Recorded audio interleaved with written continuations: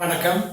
இன்னைக்கு நம்ம பார்க்கக்கூடிய இந்த பதிவு என்ன அப்படின்னு பார்த்தீங்கன்னாக்கா, இன்னைக்கு ஒரு திருமணம் ஆகி 2 வருஷம் ஆகுது, 5 வருஷம் ஆகுது, 1 வருஷம் கடந்துருச்சு. ஆனா குழந்தை எனக்கு இன்னும் நிக்கல அப்படின்னு சொல்லி பெரும்பாலும் பேர் சொல்லியிருக்கீங்க.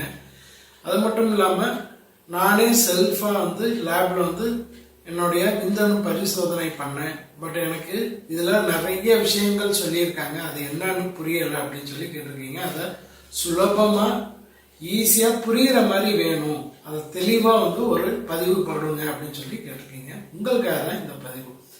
ரொம்ப அருமையா, ரொம்ப ஈஸியா, தெளிவா, விளக்கமா இந்த பதிவு உங்களுக்கு புரியுற மாதிரி ரொம்ப சுலபமா நீங்க இதை பார்க்கலாம். சரி, இப்ப பேசிக்கா என்னென்ன அப்படின்றத பத்தி பார்ப்போம். இப்ப பேசிக்கா பாத்தீங்கன்னாக்கா, நம்ம ஒரு பரீட்சையில பாஸ் பண்ணணும், ஒரு மினிமம் மார்க் அப்படின்னு சொன்னாக்கா 35%, அதாவது 35 மார்க்குக்கு கீழே இருந்தா ஃபெயில், 35 மார்க்குக்கு மேல இருந்தா பாஸ் அப்படின்னு சொல்ற மாதிரி நம்மளுடைய விந்துல உயிரணுக்கள் அப்படின்னு இருக்கு. ஒரு சொட்டுல லட்சக்கணக்கான உயிரணுக்கள் இருக்கும்.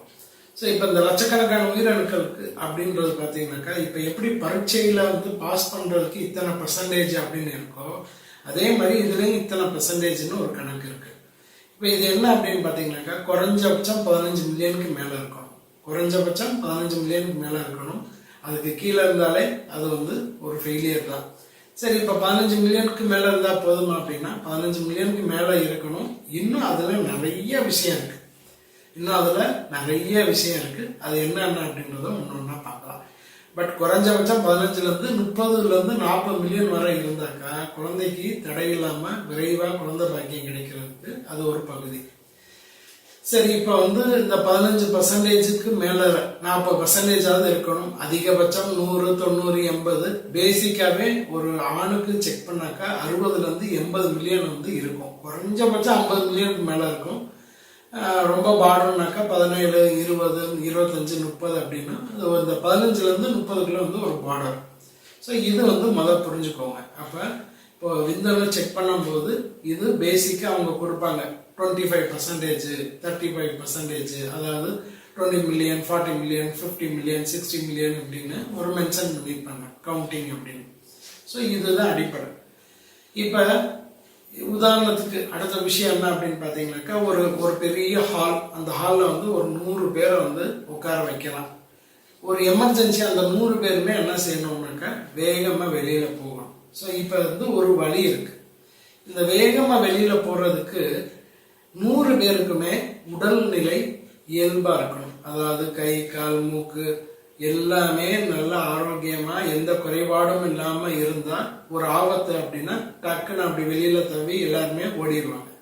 இது ஒருத்தருக்கு கண்ணு தெரியாது, கால் இல்லை, கை இல்லை, ஓட முடியாது, உடல்நிலை சரியில்லை, கழுத்து இல்லை, இந்த மாதிரி உருவமே சிதைந்து இருந்தா அவங்களால என்ன செய்ய முடியாது, அதை தாவி ஓடி வெளியில அடுத்த விஷயத்துக்கு போக முடியாது இல்லையா. ஸோ அந்த மாதிரி தான் இப்ப நம்ம உயிரணுக்கள் அப்படின்னு சொல்றோம் இல்லையா, விந்துல உயிரணுக்கள் அப்படின்னு சொல்றோம். இது லேப்ல எடுக்கும்போது பாத்தீங்கன்னாக்கா, இப்ப மில்லியன் கணக்குல இருக்கு. நம்ம 100 கணக்குலயே பேசுவோம். மில்லியன் கணக்குல நம்ம பேசணும்னாக்கா அது குழப்பம் அடையும். உதாரணத்துக்கு நான் இப்ப சொன்னேன், 100 பேர் இருக்கக்கூடிய ஒரு ரூம்ல 100 பேர் இருக்காங்க. 100 பேருக்குமே கை, கால், உடல்நிலை எந்த குறைபாடும் இல்லைன்னா ஒரு ஆபத்துனா அப்படியே உடனே இப்போ ஒரு டிக்கெட் கொடுக்குறாங்க, ஏதோ ஒண்ணு கொடுக்குறாங்க, ஒரு கவுண்டர்ல ஒண்ணு கொடுக்குறாங்கனாக்கா நல்லா திடகாத்தமா இருக்கிற ஆளை என்ன செய்வாங்க, எவ்வளவு பெரிய ஆளா இருந்தாலும் தள்ளி விட்டுட்டு முன்னாடி நரம்பு அந்த உடல் வலிமையோட அப்படி முன்னாடி தள்ளி விட்டு அவர் போய் முன்னாடி எல்லாரையும் முட்டுக்கட்டு கொடுத்து அவர் தனியா நின்றுப்பார். ஸோ அந்த மாதிரி இந்த உயிரணுக்கள்ல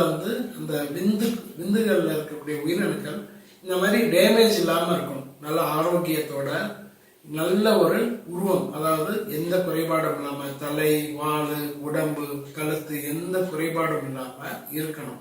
ஸோ அப்படி இருந்தாதான் தாம்பத்தியம் பண்ணும்போது இவங்க இப்போ ஒண்ணுக்கு ஒரு மாதத்துல ஒரு 4 முறை, 5 முறை, 10 முறை தாம்பத்தியத்துல ஈடுபடுறாங்க அப்படின்னு சொல்லும்போது ஓரிரு மாதத்திலே ஒரு நல்ல ரிசல்ட் கிடைச்சிடும். ஏன்னா திருமணத்துக்கு அப்புறம் பெண்ணுக்கு ஒரு சில உடல் மாற்றங்கள் ஏற்படும், ஆணுக்கு ஒரு சில உடல் மாற்றங்கள் ஏற்படும். ஸோ அது ஒரு ஒரு 3 மாத காலம் இயல்பாகவே கொஞ்சம் முன்ன பின்ன மாற்றம் இருந்து அதுக்குள்ளேயே கன்சீவ் ஆயிடுவாங்க. பட் இப்போ 2 வருஷம் அது 3 வருஷம் ஆனாலும் கன்சீவ் ஆகலாம் அப்படின்னு சொல்லும்போது இந்த மாதிரி விஷயங்கள் தான் இருக்கு. இப்ப இப்போ நம்ம வந்து உற்பத்தி ஆகி போகுது. இது வந்து செல்ஸ், அதாவது ஒவ்வொரு வகையான செல். இப்போ வந்து ஒரு சொட்டில் லட்சக்கணக்கான செல்ஸ் இருக்கு. அந்த லட்சக்கணக்கான செல்ஸும் ஆரோக்கியமா இருக்கணும். ஆரோக்கியம் இல்லாம, கை இல்லாம, கால் இல்லாம, தலை இல்லாம, வால் சரியில்லாம, உடம்பு சரியில்லாம, இந்த மாதிரி நிறைய டெட் செல்ஸ், டேமேஜ் செல்ஸ், இந்த மாதிரி நிறைய செல்ஸ் இருக்கும். அப்போ வரும்போதே வந்து வலு இல்லாம இறந்து வரக்கூடிய செல்ஸ் இருக்கும். ஊர்ந்து போகக்கூடிய தன்மை இல்லாத செல்ஸ் இருக்கும். ஸோ இது ஒரு பகுதி. இப்போ பெண்ணுடைய அந்த கர்ப்பப்பைக்குள்ள போகக்கூடிய அந்த உயிரணுக்கள் வந்து தவழ்ந்து போகணும். ஒரு குறிப்பிட்ட நாள் ஆகும். இங்கிருந்து ஒரு டியூப் இருக்கும், 2 பக்கம் டியூப் இருந்து அந்த கருமுட்டைக்கு போய் சேர்றதுக்கு இங்கிருந்து அப்படியே தவழ்ந்து இவ்வளவு தூரம் போகணும். ஸோ இப்போ இவ்வளவு தூரம் தவழ்ந்து போகணும்.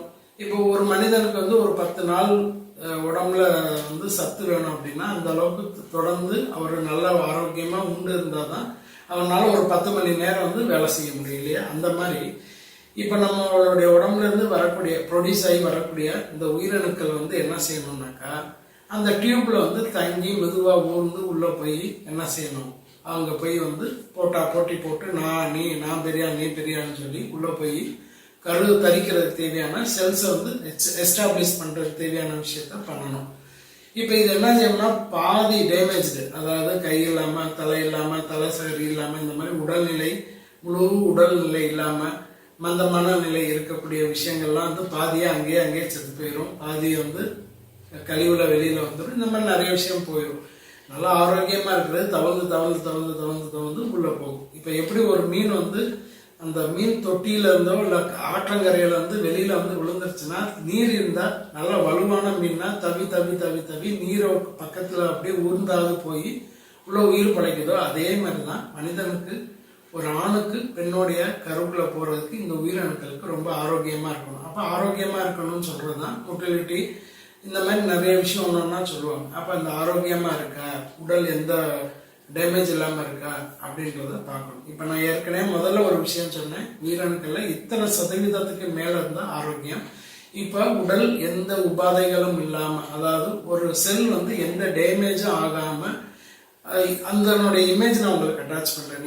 நீங்க பார்க்கலாம். இந்த இமேஜை நீங்க பாத்தீங்கன்னா தெரியும்.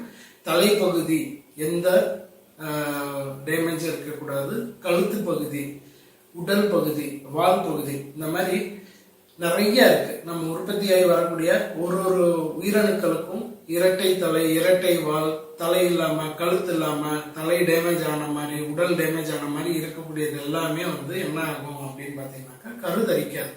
அப்படியே கருதரிச்சாலும் அது வந்து முழுமை இல்லாம நிறைய குறைபாடுகளோட கலைஞ்சு போயிடும்.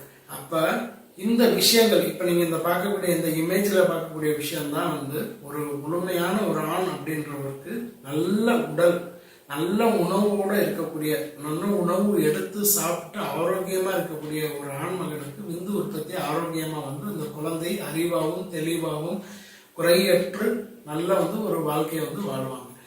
இதே நான் வந்து ஹார்ன்ஸ் போடுவேன், ட்ரிங்க்ஸ் பண்ணுவேன், ஸ்மோக் பண்ணுவேன், அடிக்கடி வந்து ஏதாச்சும் ஜங்க் ஃபுட் சாப்பிடுவேன், நான் வந்து அதாவது போதை வஸ்துக்கள் வந்து இல்லைன்னா என்னால் வந்து வேலை பார்க்க முடியாது, இதெல்லாம் நான் சாப்பிட்டாதான் எனக்கு வீரமா தெரியுது, இதெல்லாம் சாப்பிட்டாதான் எனக்கு வந்து என்னை வந்து 4 பேர் மதிக்கிறாங்க அப்படின்னாக்கா, உங்க உயிர்ல இருந்து உற்பத்தி ஆகக்கூடிய உயிர் அணுக்கள் வந்து எப்படி இருக்குன்னு பாத்தீங்கன்னாக்கா, அந்த அணுக்கள் வந்து முழுமை இல்லாம அப்படியே பிறக்கக்கூடிய குழந்தைகளுக்கும் சில தொந்தரவுகள் இருக்கும். குழந்தை தாமதமா பிறக்கிறது மட்டும் இல்லாம அறிவு மழுங்கி மந்தமான நிலையில இல்ல வந்து ஏதாச்சும் ஒரு குறைபாட்டோட பிறக்கிறது, இந்த மாதிரி பல விஷயம் இருக்கு.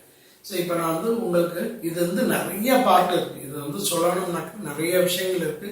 உங்களுக்கு இப்ப பொதுப்படையா வந்து 15 மில்லியனுக்கு மேல இருக்கணும். இது இயல்பான ஒரு விஷயம். ஆரோக்கியமா இருக்கணும், எந்த நோய் நொடி இல்லாம, அதாவது எந்த ஒரு டேமேஜும் இல்லாம முழு உடல் அமைப்போட இருக்கக்கூடிய ஒரு விந்து ஆனது நல்லா ஊர்ந்து போய் உள்ள போய் கர்ப்பம் தரிக்கிறதுக்கு தேவையான விஷயத்த அது செய்யும். அப்ப அது ஆரோக்கியமா இருக்கணும். 2 நாள் ஆனாலும் அதுல இருக்கக்கூடிய அந்த அந்த உயிரணுக்கள் வந்து இறந்து போகாம தவழ்ந்து உள்ள போய் ஆரோக்கியமா எஸ்டாப்ளிஷ் ஆகக்கூடியதான் குழந்தை. ஸோ இப்போ இந்த வீடியோ கண்டிப்பா உங்களுக்கு புரிஞ்சிருக்குன்னு நினைக்கிறேன். இதனுடைய அடுத்த பகுதி நம்ம பார்க்கலாம்.